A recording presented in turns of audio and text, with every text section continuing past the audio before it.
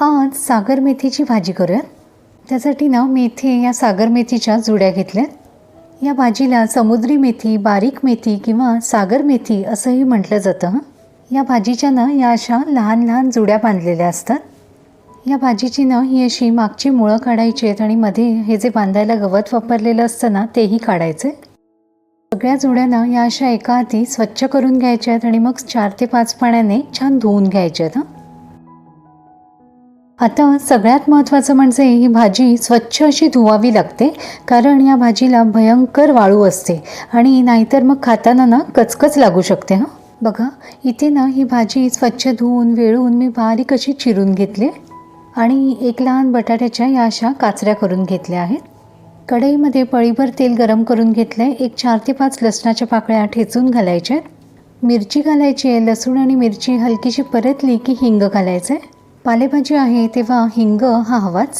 आणि आता या फोडणीवर आपल्याला छान बारीक चिरलेला कांदा घालायचा आहे. या भाजीला ना कांदा थोडासा जास्त घालायचा, म्हणजे भाजी छान मिळून येते. मी ना इथे 2 मोठे कांदे छान बारीक असे चिरून घेतले. सगळं व्यवस्थित असं परतून घ्यायचं आहे. लसूण मिरचीच्या फोडणीमध्ये कांदा छान असा परतून घ्यायचा आहे. या भाजीसाठी ना आपल्याला कांदा हलकासा मऊ करून घ्यायचा आहे. फार लालसर करण्याची आवश्यकता नाही आहे. कांदा हलकासा मऊ झाला की यामध्ये बटाट्याच्या फोडी घालायच्या. चवीप्रमाणे मीठ घालायचं आणि या तेल कांद्यावर या काचऱ्या आपल्याला छान अशा परतून घ्यायच्यात. बटाटा घालणं अगदीच ऐच्छिक आहे, नाही घातला तरीही चालेल. इथे सगळं ना मी व्यवस्थित असं परतून घेतलं आहे. आता यावर झाकण ठेवायचं आणि हा बटाटा आपल्याला छान असं शिजवून घ्यायचं आहे. या बटाट्याच्या काचऱ्यांना आपल्याला आधी शिजवून घ्यायच्या आहेत. कारण सागर मेथीची भाजी अगदी एका वाफेत शिजते आणि बटाटा शिजला नसला ना की ही भाजी आपल्याला अति शिजवावी लागते आणि मग मात्र भाजीची चव जाते. त्यामुळे लक्षात घ्या, आधी बटाटा छान असा शिजवून घ्यायचा आहे आणि मगच भाजी घालायची.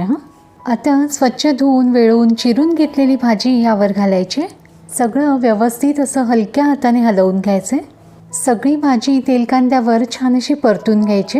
आता जरी ही भाजी आपल्याला भरपूर वाटत असली ना तरी जशी जशी ही भाजी परतली जाईल तशी ती छान अळून येते. फक्त लक्षात घ्या, ही भाजी छान अशी धुवून घेणं हे खूप महत्त्वाचं आहे, नाहीतर मग कचकच लागते. आता ना एकतर तुम्ही ही भाजी झाकण ठेवूनही शिजवून घेऊ शकता, पण ही भाजी अगदीच कवळी असल्यामुळे ना मी अजिबात झाकण ठेवणार नाही आहे. अशीच ही परतून परतून छान अशी शिजवून घेणार आहे.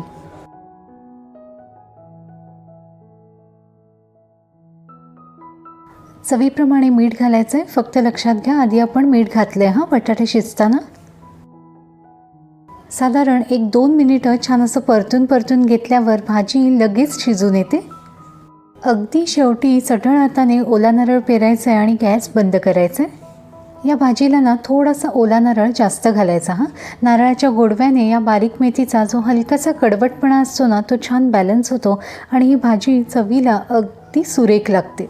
मस्त अशी भरपूर नारळ पेरलेली ही सागर मेथीची भाजी चपाती आणि भाकरीसोबत तर सुरेख लागतेच, पण वरण भात आणि त्यावर साजूक तुपाची धार आणि ही भाजी अगदी सुरेख लागते. तुम्ही नक्की करून बघा ही अगदी साधीशी भाजी आणि तुमचे अभिप्राय मला जरूर कळवा. धन्यवाद.